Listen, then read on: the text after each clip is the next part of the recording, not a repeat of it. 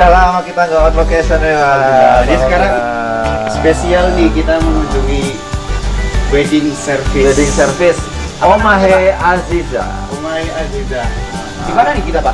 Nah, ini kita ada di daerah Jampiroso. Jampiroso. Jadi kalau masuk dari Temanggung, 1 jam. 1 jam. 1 jam ambil kiri. Arah kiri. Ambil kiri ya, dari kota ya. Itu satu jalur atau 2 jalur itu jalan, Pak? Bisa 2 ya? Aman kalau kita datang dari situ. Oh iya, tapi masuknya kan memang 1 jalur, tapi bisa muter 7 jam balik ke sini. Oke. Nah, kira-kira kayak gitu. Nah, di sini pemiliknya itu namanya Pak Arif dan Ibu Susan. Ya. Iya. Beliau itu siapa, Pak? Katanya pemiliknya Omahe Aziza. Iya. Tapi Terus kita kesini ngapain?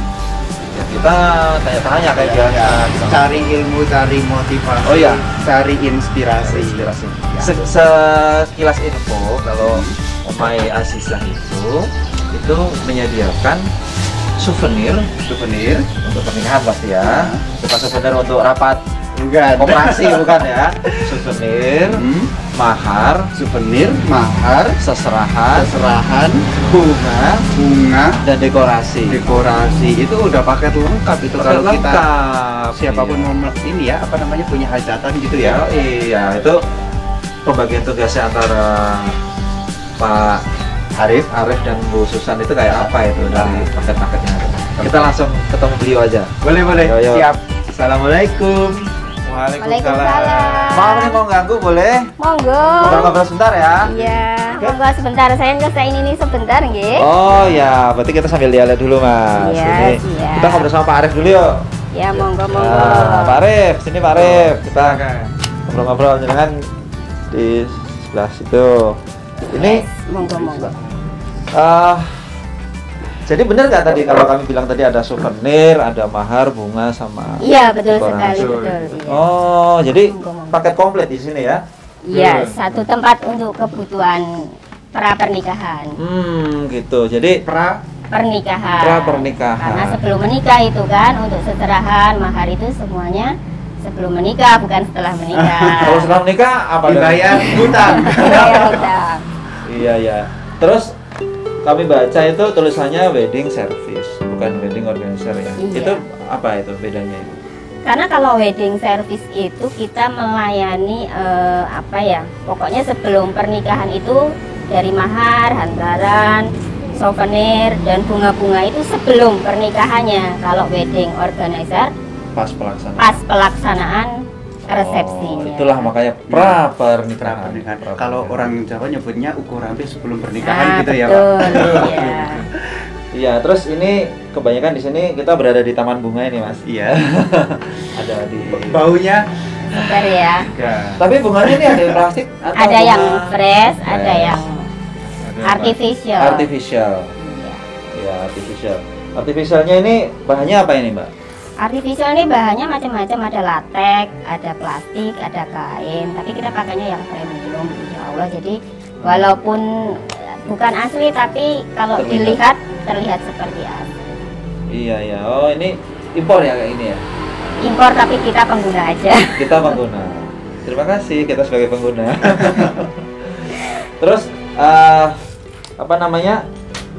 Nanti yang akan dipasang itu sesuai dengan permintaan dari customer ya, mau yang cenderung warnanya peach, warna apa atau gitu. Model apa, rustic atau klasik gitu, nanti kita serahkan ke konsumen, tinggal kita merangkai. sesuai tema gitu nih. Iya. Berarti terus nanti jenengan yang rangkai gitu, Iya. atau ada tim atau ada Timnya ada. Gitu. Jenengan yang punya konsepnya gitu. Iya. Lah terus Pak Arif ngapain?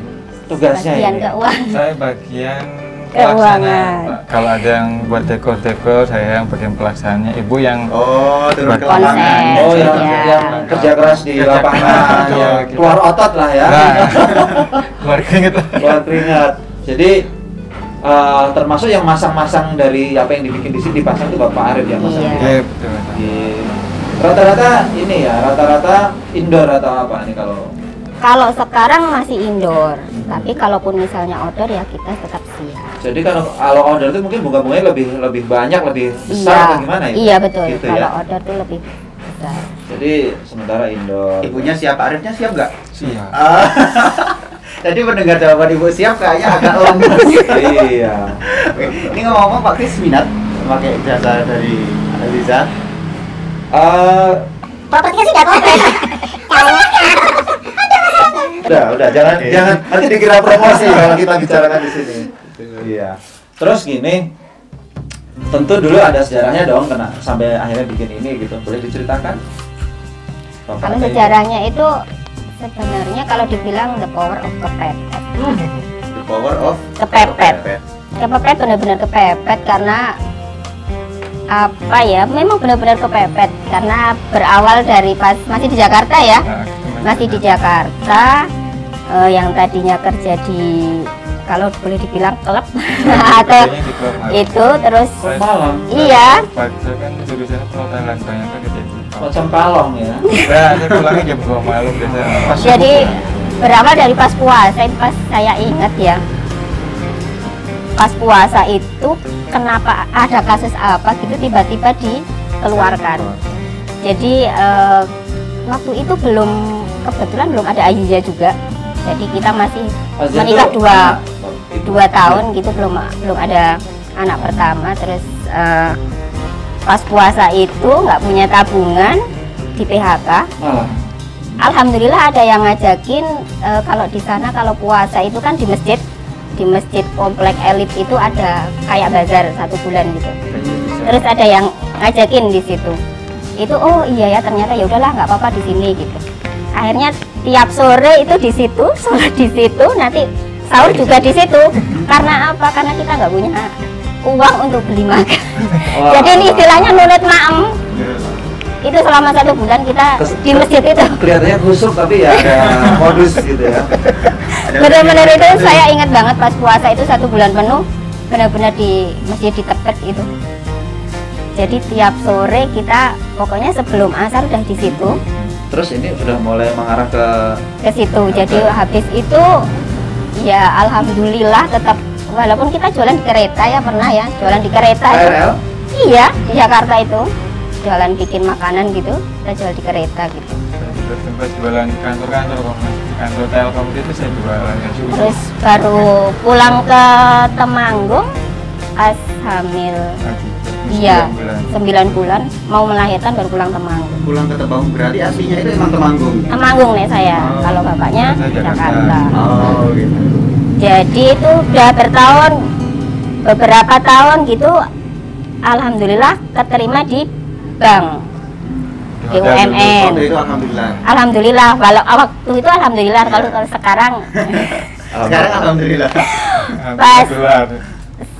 itu terus ketemu Ayah Heri ya. Oke, Ketemu Ayah Heri sering ngobrol gitu-gitu terus terbersit keinginan untuk berhenti di banknya itu. Saya masih gini. Nek berhenti sekobang itu terus mau makan apa gitu. Itu yang pertama, terus kedua pasti dari keluarga, dari tetangga pasti dikucilkan. Njuk anaknya rek dipakani opo gitu. Itu 1-2 tahun ya punya kerentek untuk keluar dari bank itu. Berarti sudah berapa tahun di banknya itu? 6 tahun ya. Saya di bank 9 tahun. Iya, tapi keluarnya udah 6 tahun. Keluarnya jadi baru. sudah pindah ke Jakarta 9 tahun di bank di Temanggung. Iya. Terus ada hasrat kerentak untuk untuk iya, terus pas mau keluar ya tetap masih dilema itu antara karena nggak punya kerjaan. Saya belum bisnis seperti ini, maksudnya belum usaha seperti ini, cuma ngandelin aja gitu, ngandelin ibu rumah tangga aja lah. Terus mau dipakani apa gitu anaknya sekolahnya gimana terus akhirnya 1 tahun 2 tahun ya udahlah tetap mau keluar gitu. Akhirnya bukan ketemu ada telepon dari teman saya yang dulu di Jakarta. Terus saya tanya, Mbak kerjanya sekarang apa? Saya jualan di pasar, jualan apa? Bunga gitu. Oh boleh main Mbak? Ya boleh. Pas sampai sana cerita Ke Jakarta jenengan? enggak, ke Purwokerto kebetulan. Oh. Teman saya di Purwokerto. Terus ini Mbak saya itu nggak punya kerjaan sekarang, udah keluar dari bank mau ngapain? Oh ya udah bawa aja barang-barang dari saya nggak bisa bayar Mbak, nggak punya modal, nanti aja bayarnya kapan-kapan terserah. Ya Allah, itu benar-benar alhamdulillah benar dari situ ya pulang itu yang kita tadinya cuma mau silaturahim karena dulu sempat satu kos di Jakarta, terus pulang itu bawa banyak barang sekali. Ya Allah, ini apa ini? Terus dari situ kita belum punya keterampilan tuh bikin mahar, bikin seserahan, itu belum punya keterampilan. Kok ditoto-toto aja gitu. Akhirnya ada datang, Mbak bisa bikin ini sekalian. Ya mau nggak mau harus bisa. Ya dari situ baru alhamdulillah dari dikit itu semua dimudahkan. Jadi belajarnya otodidak Mas. Otodidak. Pak Arif tiba-tiba nukang itu pasti Kepepet juga. Kepepet, Mbak. Saya papa di rumah yang ini Ya, kepepet juga. Kepepet juga saya yang buat semua. Jadi daripada manggil tukang saya sendiri jadi itu kan. Tapi Maku udah bisa waktu itu. Apa masih meletot? Ya kadang-kadang meletot. Meletot ya. Belum pasta. jempol. Kadang-kadang kena jempol. Kena jempol. Betul. Kena jempol kalau lagi bayangin itu tagihan. Alhamdulillah kita selama ini berjalan ini tidak ada nggak ada utang dari bank. Nah ini Ya, harus cerita juga alhamdulillah. ini gimana itu bisa membangun bisnis tanpa melibatkan sumber dana dari bank. Itu gimana ceritanya itu? Sebagai orang bank lah ini ya. Ya itu ya, pas kita mau keluar pas keluar dari bank itu pokoknya kalau bisa semua kan dinolkan ya. Kita punya utang ya dinolkan, kita punya utang motor ya dilunasin sampai benar-benar nol. Terus ke Purwokerto itu pulang bawa barang yang silakan dibawa dulu nanti kapan-kapan bayarnya gitulah. Itu mulai dari situ ya. Kalau buat saya sih itu modal yang paling. Tapi sudah ada lokasi, sudah ada rumah untuk memajang. Kontrak. Oh, kontrak. Lah ini sekarang di sini? Kontrak. Oh, ini masih Masih kontrak. Alhamdulillah masih kontrak. Alhamdulillah Mas. Iya. Anu Pak Arif, apa namanya Nun Sewu tadi kan disampaikan sama ibu itu dulu yang punya keinginan buat keluar dari bank itu dari Pak Arifnya. Nah itu kalau boleh tahu kenapa, terus ada apa gitu loh? kekuatan apa gitu. Saya kan dulu pas itu ketemu Ustadz Teguh sama Mas Heri itu.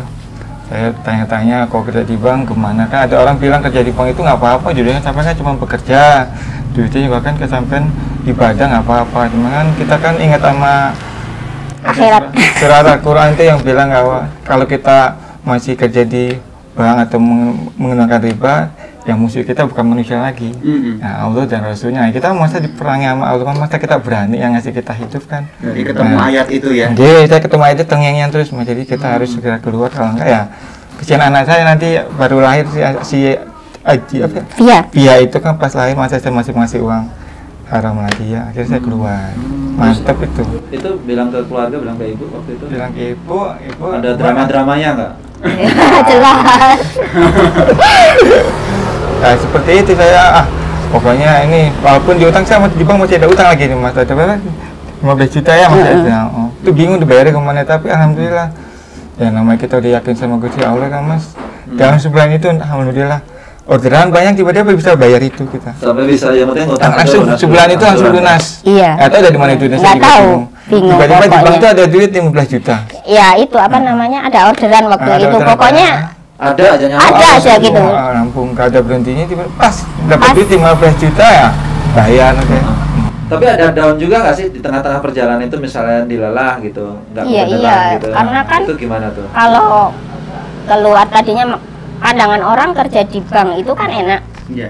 Iya kan, terus yang menentang pasti paling dekat adalah keluarga gitu. Sampai apa ya dibilang apa ya pokoknya begitulah wes penak-penak gitu. Kenapa Pinter banget gitu. gitu Kuanen. Kuanen sampai Jadi nganggur ngapain di rumah kayak kalau dibilang kita itu sampai malu mau ketemu keluarga itu karena kita disangka pengangguran. Ya memang pengangguran karena di rumah terus gitu. Yang kan udah berhasil, kita kok malah udah mau berhasil kok malah jadi turun lagi istilahnya. Itu istilahnya. Jadi mau ketemu keluarga itu benar-benar malu gitu kalau ada Mikir kumpulan gitu. berulang-ulang ya kalau ada kumpul. Ditakon. Iya, Nganggur sekarang kok malah jadi kayak gini. sampai pengangguran gitu. Memang kita dua-duanya pengangguran. Nah ini kan berarti kan sudah setelah itu mulai stabil, mulai dikenal orang gitu ya.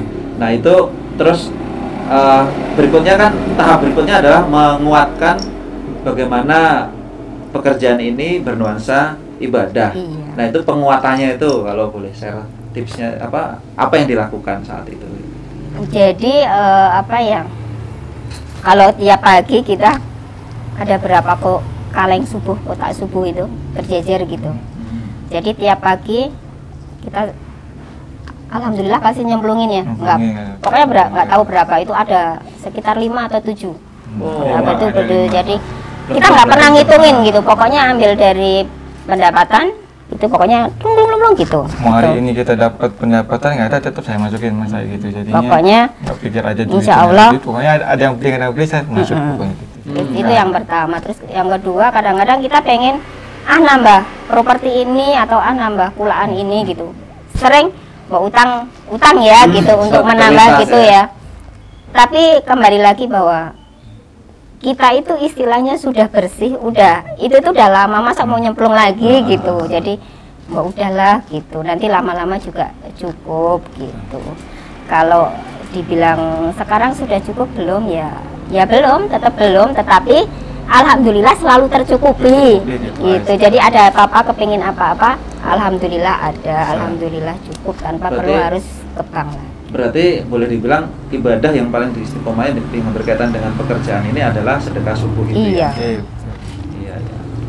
Berasa ini ya, maksudnya kelihatannya remeh, masukinnya berapa nggak kehitung, apalagi sekarang ada QRIS. Iya. Pokoknya itu lebih gampang. Tinggal buka aplikasi itu. Ya. Dan ya ini terima kasih banget. Kita juga sudah ada keterbatasan waktu juga untuk dapat banyak ilmu. Ilmu sudah masuk dan mudah-mudahan itu menginspirasi penonton kita ya, penonton YouTube kita ini, memberi artinya kalau kita mau istilahnya apa, hijrah ya, itu jangan ragu-ragu. Iya, betul. Butuh kemantapan. Kalau nanti ternyata ada ujian-ujian sedikit di perjalanan ya biasa, usaha apapun. Anggap aja kalau misalnya ragu-ragu, iya apa ora, akhirnya ora tetap. Karena belum orangnya ya. Iya. Gitu ya. Kalau kita sudah nyemplung pastilah ditolong sama Allah gitu kan. Kita juga nyemplung juga tadinya kasih kontrak, nggak punya tabungan, tapi alhamdulillah. Belum cibiran dari mana-mana. Iya. Itu bagian dari inilah suka dukanya ya, bagian dari gitu. Ya, terima kasih. Sama-sama. Pak Arif, kita belum lihat ini Pak Arif kerjanya seperti apa. Informasinya kita nanti di sini lihat sebentar ya ke workshopnya gitu. Mungkin Mbak Ibu Susan kembali merangkainya ya, monggo kita dilanjutkan kembali. Kita salam ketemu di waktu-waktu mendatang. Ya, terima kasih. Terima kasih ya. Sama-sama. Terima kasih, monggo. Assalamualaikum. Waalaikumsalam. Belum menyimpulkan. Kesimpulannya adalah ketika kita sudah bismillah, yakin, mantap, pengen hijrah, pasti pertolongan Allah itu akan datang. Dan salah satu upaya kita untuk mengakses pertolongan itu adalah dengan amal soleh yang diistiqomahkan. Nggak dilihat amal solehnya itu dari besar atau kecilnya, dari ringan atau dianggap beratnya, akan tetapi keutuhan niat hati kita ingin istiqomah di situ. Di situ yang menjadi poin utamanya. Gitu ya, Pak? Betul. Yes. Oke. Yes. Atas nama sama.